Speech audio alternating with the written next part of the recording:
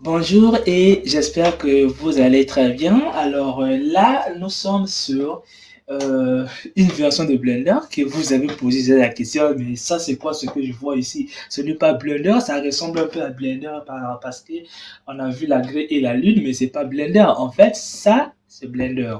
C'est la version 1.80 de Blender. En fait, c'est la version qui est fonctionnel actuellement par rapport à des versions plus antérieures par rapport à ça. Par exemple, la version 1 et la version 1, la version 1.1, 1.2, 1.3, les autres là, ça fonctionne pas sur mon système d'exploitation. Je ne sais pas si c'est un problème de compatibilité ou encore un autre problème, mais au moins vous avez compris que c'est cette version qui est fonctionnelle. Et ça diffère pas trop par rapport à ces versions qui fonctionnent pas. Il y a vraiment des ressemblances par rapport à ces versions antérieures. Donc, nous, l'objectif de cette vidéo est de pouvoir simplement comprendre comment fonctionne la caméra tout en partant au début de sa création. Donc, du coup, on va pas aller comprendre tous les paramètres d'un coup, sinon ça risquerait de faire trop de choses en même temps.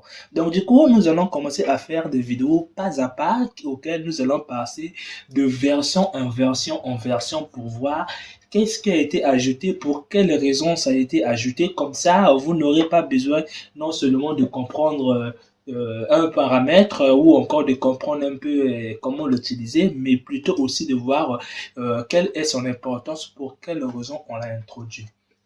Donc, si on revient sur la version 1. Donc, je suis sur la version 3.4. La différence déjà par rapport à la caméra que nous voyons ici, c'est simplement le positionnement. Donc là, la caméra se trouve en bas. Si je fais comme ça, vous voyez bien que la caméra se trouve déjà en bas. Par rapport ici, la caméra se trouve en haut. Et là, on remarque qu'on n'a pas la lampe, on n'a qu'un plan, on n'a qu'un plan. Et ici, on a un cube et une lampe. Déjà, vous avez constaté un peu la différence. Alors, là, nous sommes en orthogonal, donc on clique sur la touche 5. Donc la touche là, vraiment, on dit que c'est vraiment ancienne cette touche. Là, on est sur la version maintenant, ce que nous voyons. Alors, la première des choses, avant d'aller un peu trop loin, il faut déjà comprendre comment passer en vue caméra. Si vous êtes aussi sur cette version, vous savez que pour passer en vue caméra, soit on vient sur View et on vient sur, je sais pas, sur caméra. Et là, je sais pas, pour passer sur la caméra ici, on clique sur là et là, on passe sur la caméra. On avait ici une autre possibilité, c'est de toucher sur la touche 0 et là, on passe sur la caméra. Donc, j'espère que vous me comprenez un peu. Cette flèche-là, pour des gens qui ne le comprennent pas, vous voyez un peu, là, la flèche n'est pas noire, là, la flèche est noire, ce qui veut dire que ça, c'est votre caméra principale. Ça, ce n'est pas la caméra principale. Pour dire que lorsque on clique ici pour passer à la caméra, on passe plutôt sur cette caméra que sur l'autre caméra. Donc, j'espère que vous voyez, si vous voulez passer sur l'autre caméra, vous allez venir sur View et sur la caméra, vous allez toucher ici pour passer sur la caméra que vous avez sélectionnée.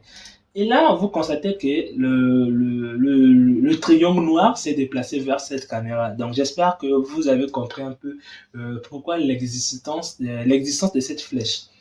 Alors, pour cela, on va voir un peu comment on passait. Donc, en même temps que vous allez découvrir les paramètres, en même temps aussi vous allez comprendre un peu l'histoire. Donc, pour passer sur la caméra ici, rien de très difficile. On venait simplement ici et on fait passer. Et là, je suis sur la caméra. Donc, cet point-là est comme ça veut dire que nous sommes en vue caméra. Ces carrés que vous voyez ici, en fait, ça existe sur la version 3.4, mais qui n'est pas activé. Mais on le verra dans les versions auxquelles, là, on va pas d'abord le voir parce que, bon, on va pas le voir pour l'instant. Il y aura des moments auxquels nous allons comprendre un peu l'importance de ces carrés que nous voyons ici. Mais sur la version 3.4, vous pouvez aussi l'activer. Alors, une fois qu'on est passé sur la vue caméra, on peut sortir encore, soit en touchant ici. Vous voyez bien que si je repousse, je passe en orthographique. Si je passe comme ça, je passe en perspective. Et si je continue, je passe maintenant en vue caméra. Donc ça, sur la version 3.4 ici, je vais supprimer cette caméra qui est là et dire que ça sera notre caméra principale. Donc c'est cette caméra qui est là. Donc là, vous voyez bien ce bouton qui est là, perspective, perspective orthogonale, perspective orthogonale. Donc, c'est ce que je venais de vous faire montrer. Et on a ça. En fait, les deux là étaient combinés sur un seul bouton. Donc, voilà pourquoi vous m'avez vu le manipuler avec justement ça. Donc, les trois là, en fait, ce bouton là qui est là, ça représente un peu le bouton, les deux boutons qui sont là. Donc, j'espère que vous le voyez, les deux boutons là. Alors, on va maintenant passer un peu sur les paramètres de la caméra. Donc, pour cela, nous, on sait que lorsque on clique sur la caméra, il y a cette rubrique, en fait, on a cet onglet qui s'ajoute ici. Et là, on se retrouve avec plein de paramètres ici. Et là, on va pas tout comprendre en même temps. On va voir les paramètres qui sont utiles par rapport à notre vidéo. Donc, pour cela, sur la version 3. Sur la version 1.80 que nous sommes en train de voir un peu, en fait, les paramètres des objets, ça se trouvait simplement ici. Donc, on avait l'objet caméra auquel vous allez trouver ces paramètres ici. Et on avait l'objet cube qui avait aussi ses propres paramètres ici. On n'avait pas des rubriques pour dire que ça, c'est spécialement pour la caméra et ça change pour dire que ça devient pour des mèches ou encore pour des lampes. Non, ça se trouvait dans le menu objet. Donc, pour cela, on va venir un peu sur cette version qui est là pour voir un peu comment ça fonctionnait un peu, pour voir un peu. Donc là, si vous venez ici, vous allez avoir ce menu qui est là, cet ongle qui est là. En fait, ça fait un peu référence à cet ongle qui est là. Donc, j'espère que vous comprenez. Alors, si je viens ici et que je clique sur la caméra, vous voyez bien que ça change par rapport à l'objet. Donc là, on se retrouve avec des opérations uniquement pour des mèches. Et là, on se retrouve sur des opérations uniquement avec la caméra. Bien qu'on avait aussi ça aussi, ça se trouve, bon, je ne suis pas là pour expliquer ça. Mais nous, ce qui nous concerne le plus, c'est ces paramètres qui sont là. Donc, je vais zoomer un peu comme ça. Donc, la première des choses, lorsqu'on voit cette version, on trouve déjà la première des choses, la longueur focale. En fait, la longueur focale, ça permet d'avoir en fait, d'avoir de vues qui sont éloignées. Donc, j'espère que vous comprenez un peu. Plus que vous allez augmenter cette valeur qui est là, vous voyez bien qui est comme ça. En fait, si on passe sur la vue caméra, donc on touche la touche 0, bon, là, on n'a pas vraiment un objet. On a cet objet qui est là, qui n'est pas visible. Donc, pour cela, on va créer un autre objet. Shift A, comme d'habitude. Donc, on va cliquer et prendre un cube. Donc, un cube qui est comme ça. Et ensuite, on va passer. Donc là, nous sommes en transparence, en wireframe. Nous allons passer. Donc, ça, c'est mode objet, mode matériaux. Et là, nous sommes en edit mode parce que vous constatez, il y a des points. On doit quitter l'edit mode ici. Attendez, là, c'est où ça? C'est ici. Donc, on doit décocher ici pour quitter l'edit mode. Donc là, si on passe sur la vue caméra, bon, je constate que vraiment, on doit changer un peu, on doit rester seulement en mode objet, comme ça.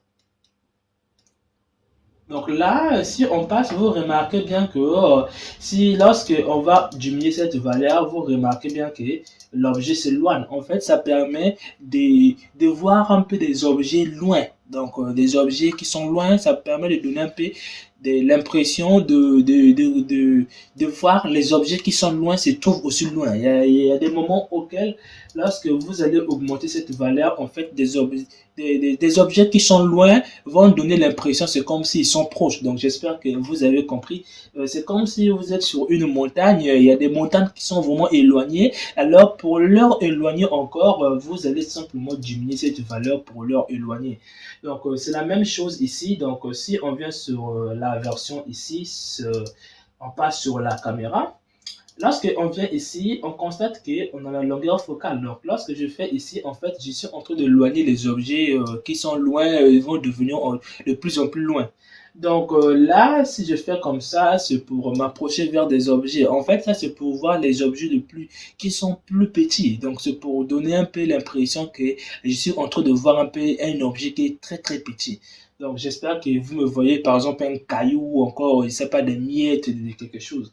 Donc, j'espère que vous avez compris un peu ceci qui s'appelle Focal Link. Donc, ça, j'espère que vous avez compris. Alors, nous allons revoir un peu pour voir un peu le clipping, donc la distance. Je vais venir sur cette version qui est là. Donc, nous avions ici le clip start et le clip end. Donc, ça, c'est simplement pour voir l'intérieur des objets. Donc, nous allons venir sur la version 3.4 pour voir d'abord comment ça fonctionne. Donc, ce paramètre, ça est là simplement. Donc, imaginons que vous voulez prendre une photo, par exemple, de votre objet et que vous voulez voir, par exemple, l'intérieur et l'extérieur en même temps. Donc, si par exemple, je zoome un peu, donc c'est pas comme ça, je zoome un peu comme ça. Donc là, vous remarquez bien que je suis en train de voir l'intérieur et une partie de l'extérieur de l'objet. Donc j'espère que vous voyez, c'est vraiment ça son utilité. Donc là, je suis devant l'objet, mais vous pouvez le faire à partir de derrière l'objet. Donc je peux diminuer cette valeur pour faire ça à partir de derrière mon objet. Donc là, vous voyez bien que je suis derrière mon objet. Si, par exemple, je crée, par exemple, une sphère qui est là, donc là, vraiment, ça touche aussi la sphère, mais je vais faire comme ça. Vous remarquez bien que je suis en train de voir la sphère qui se trouve à l'intérieur aussi. Donc, ça c'est à l'intérieur ici. Donc, vraiment, ça, c'est vraiment son utilité de couper une partie de l'objet. Donc, la même chose que si vous venez par exemple sur la version de Blender ici, si j'augmente le clip star ici, donc là, je les ai vraiment trop augmentés, je vais faire comme ça. Ok, je vais augmenter là. Donc là, vous remarquez bien qu'on entre sur l'objet, mais on voit une partie de l'extérieur et une partie de l'intérieur. Tout comme avec cette valeur qui est là. Vraiment faire. Donc, moi, j'ai pas vraiment le temps Attendez là, Ok, je vais faire comme ça. Donc là, je suis en train de voir l'extérieur et l'intérieur, mais vaut mieux que je l'éloigne. Donc, j'espère que vous avez compris un peu le paramètre qui s'appelle Clip Start ici, que vous en avez aussi ici. Donc, j'espère que c'est aujourd'hui que vous avez peut-être eu l'intuition de comprendre vraiment ce paramètre qui est là. Là, c'est vraiment pour faire des rendus qui sont à l'extérieur, auxquels vous êtes à l'extérieur. Donc, plutôt à l'intérieur où les objets sont plutôt proches de vous, mais à l'extérieur et des objets qui sont loin. Donc, ça, c'est pour éloigner les objets ou encore pour plus approcher l'objet. Donc, j'espère que vous avez vu. On va passer maintenant sur ce paramètre qui est là, perspective et orthographique. Donc, panoramique, ça ne se trouvait pas sur la caméra. Donc, ça vient juste d'ajouter, mais ça ne se trouvait pas sur la caméra. Donc, on a ça. Si vous venez ici, vous allez le revoir ici. On a simplement orthographique. Donc, orthographique ici. Orthogonal d'abord. Ici, on train de confondre un peu l'expression. Donc, panoramique, on avait simplement ça ici. Donc, vous voyez un peu panoramique, c'est simplement pour l'activer. Mais or, c'était pas ici. Donc, c'est ce qui est contraire. Contrairement ici, on a les trois qui sont ici, mais dans l'autre version, c'était séparé. Donc, pour cela, euh, pour comprendre un peu, avoir un rendu en orthographie et un rendu en perspective, normalement, lorsque vous prenez un objet ou plusieurs objets, le plus mieux c'est de le prendre le plus mieux c'est de le prendre en vie. Donc, je vais passer sur la caméra et cliquer sur la caméra. Le plus mieux, c'est de prendre en perspective, mais il y aura des moments où vous allez être obligé de le prendre en orthographique. Donc, En fait, l'orthographique, on les utilise lorsque vous avez les objets qui se ressemblent vraiment, vraiment qui se ressemblent. Par exemple, dupliquer plusieurs objets. Maintenant, le rendu ne doit pas être fait. Le rendu ne doit pas être pris vraiment en en perspective, mais ça doit être vraiment pris en orthographique. Donc, je vais simplement vous donner un exemple. On va créer, par exemple, une grille comme ça. Donc, c'est simplement un plan qui est déjà subdivisé. Si on passe en wireframe ici, donc si on passe en wireframe, c'est déjà quelque chose qui est subdivisé. Donc là, ce que nous allons faire, c'est de placer cette cube sur chaque point de notre objet. Donc vraiment, il faut être sur des points ici. Donc sur chaque point que nous voyons ici. Donc pour cela, on va cliquer sur notre objet, venir sur le système de particules, créer ici, venir sur les cheveux et vous allez venir sur source, vous allez mettre ici vertice et là vous allez venir dans viewport pour ne pas voir notre objet là, donc vous allez décocher ici. Vous allez venir sur rendu pour remplacer notre objet, donc vous venez ici, vous prenez objet.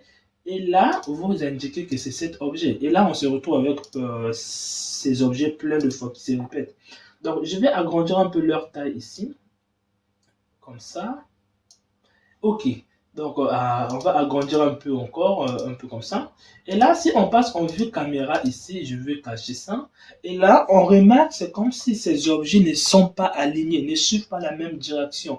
Donc, ça donne un peu l'impression que cet objet-là, en fait, cet alignement est un peu différent de ça. Tandis que on sait que c'est identique. Donc, pour cela, pour avoir un peu cette impression vraiment, cette impression que c'est vraiment aligné, on passe en orthographique,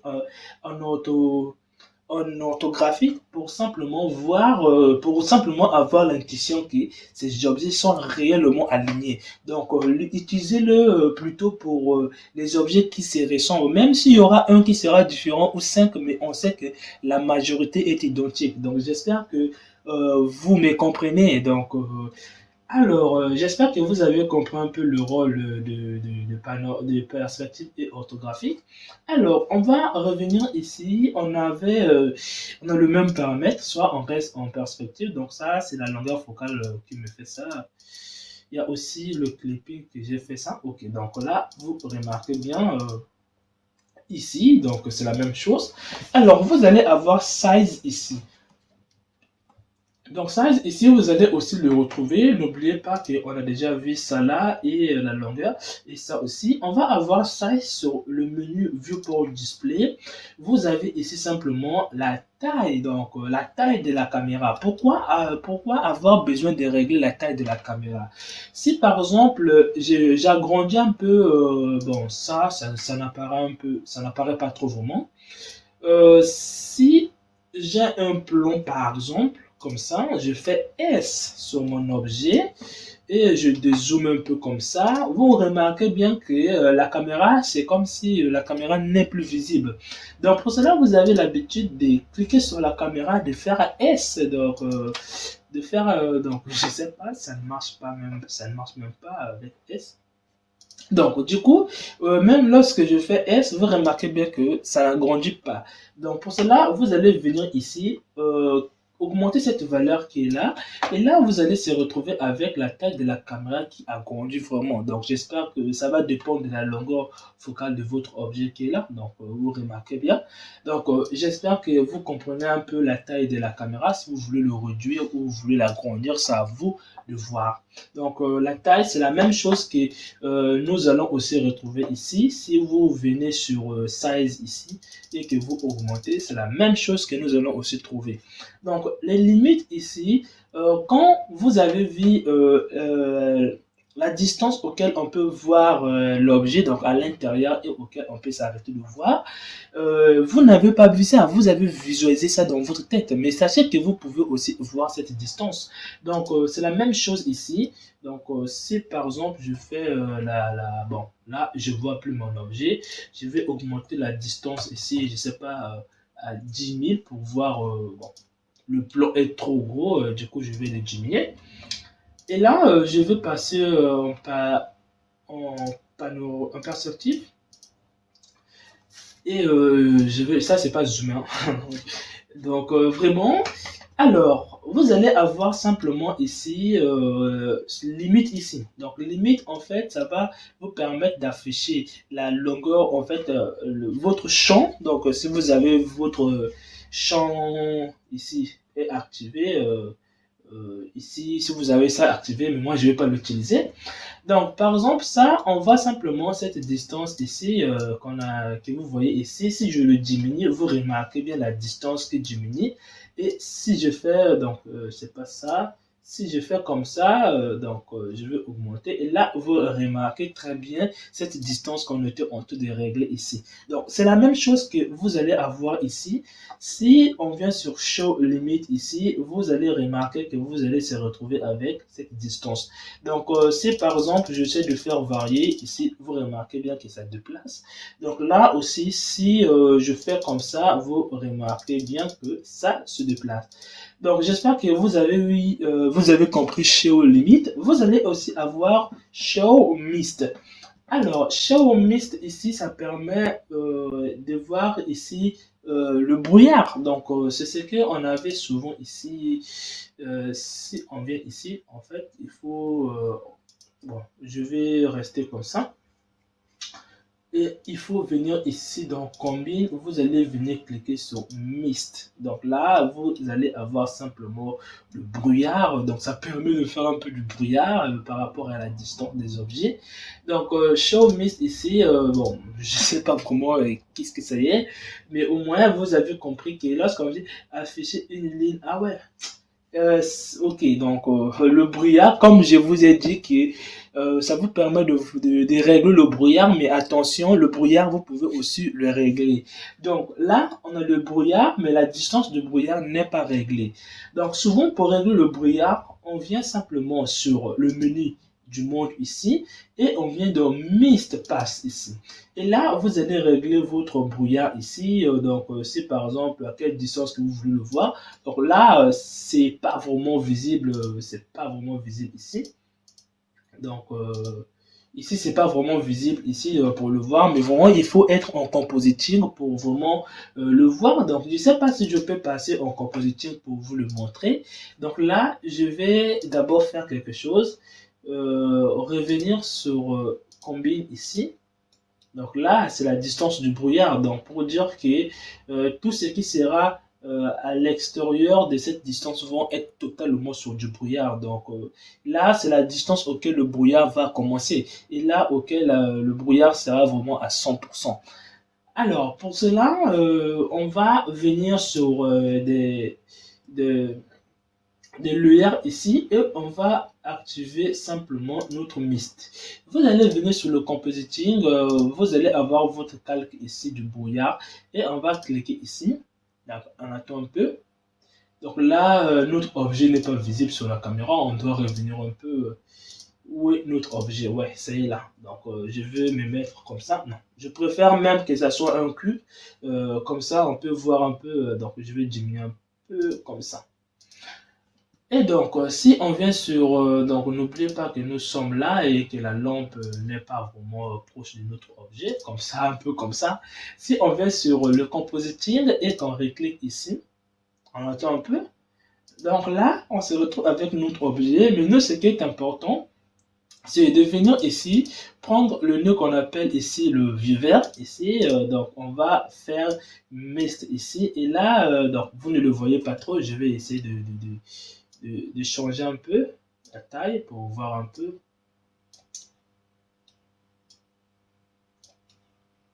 Bon là, vraiment, on n'a pas vraiment beaucoup d'objets, donc même là, c'est pas vraiment visible. Donc vraiment, je sais pas, peut-être il y aura peut-être dans d'autres vidéos que je vais vous faire voir un peu vraiment le mist ici, c'est pour utiliser le brouillard, ceux qui utilisent un peu le brouillard. Donc j'espère que vous avez compris un peu cela ici. Donc c'est Show Mist qu'on n'a pas pu voir un peu sur cette vidéo, mais peut-être on aura l'occasion de le voir peut-être dans d'autres vidéos. Donc là, on s'est arrêté seulement sur la version 1.8 de Blender, mais on va évoluer jusqu'à la version 1.39 parce qu'il n'y a vraiment rien qui a changé à partir de 1.8 jusqu'à 39. C'est à partir de 3.40 où les choses vont encore s'ajouter. Donc pour cela, on va fermer cette version. On va venir un peu sur mes dossiers. J'ai presque les versions ici. Donc nous sommes sur la version 20, en fait 2.0 de Blender. Donc les autres versions n'existent pas entre les deux. Donc je ne sais pas, lors du téléchargement, il n'y en avait pas. Donc là, nous sommes sur la version 20 de Blender ici. Donc la même chose ici. Vous remarquez bien, rien n'a changé vraiment. On clique sur l'objet, on passe sur la vue caméra. Donc rien n'a vraiment changé. Si nous venons ici, Donc là, nous sommes sur la version 20, nous ne sommes pas sur la version 80. Donc là, on voit bien que c'est seulement l'interface qui a seulement changé, les couleurs, un peu tout ça, mais vraiment, on sait que c'est les mêmes paramètres qui sont toujours présents. Alors, on va le fermer. La version 20 ne nous a vraiment rien apporté. On va passer à la version 2.26 de Blender. Donc, on va ouvrir un peu pour voir un peu ce qui est à l'intérieur. Et là, nous sommes sur, en fait, la version 2.0, c'est la version auquel la Blender est devenue open source comme ça. Bon, je sais pas vraiment, mais en tout cas, c'est entre les 2 points comme ça. Alors, la même chose, on passe sur la caméra, rien n'a changé. On vient sur le mode objet ici, et là, on se retrouve avec les mêmes paramètres. Donc, pour la version 2.26, rien n'a changé. On va encore augmenter de version pour voir est-ce que ça a changé.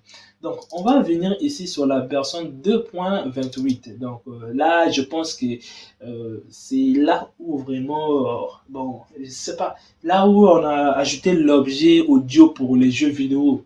Donc, on va cliquer sur la caméra, on vient simplement ici et on voit qu'on a les mêmes paramètres. Donc, c'est pour la version 28, rien n'a changé. Donc là, vous êtes vraiment tenu au courant. On va augmenter de version pour voir la version 29. Donc là, je ne vais pas télécharger ça parce que ça n'existait pas. La version 30 de Blender. Donc, on va ouvrir un peu la version 30 de Blender pour voir un peu. Donc là,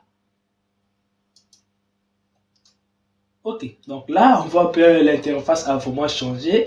Donc là, on remarque bien que il y a vraiment une différence par rapport à 28. On remarque qu'on a un cube, la caméra s'élève maintenant en haut et on a notre lampe qui est là.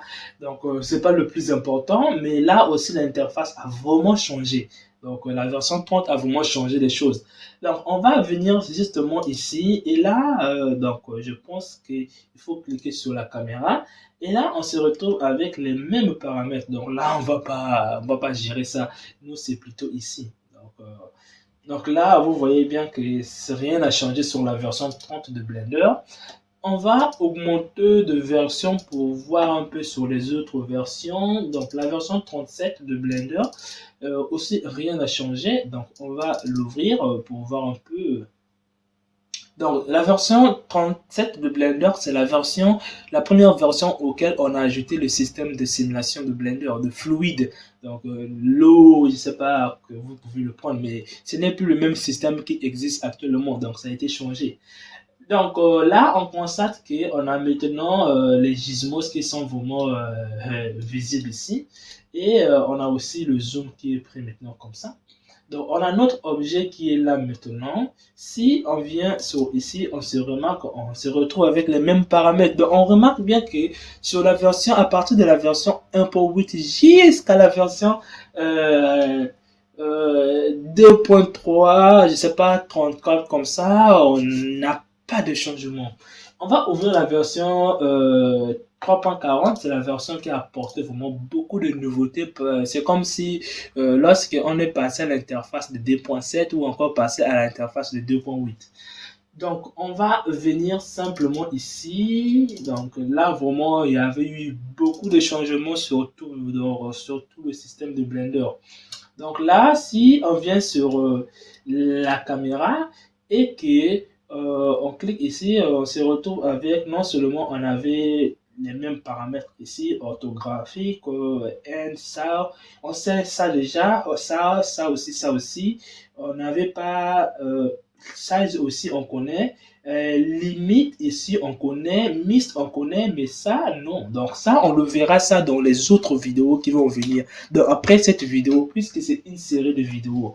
Donc j'espère que vous avez eu vraiment de la connaissance sur l'évolution de Blender, de la caméra et aussi des paramètres de la caméra. On se retrouve de la vidéo prochaine auquel nous allons voir la caméra. Ce n'est pas encore fini, les choses ne sont pas encore finies. Donc, on se retrouve dans la prochaine vidéo.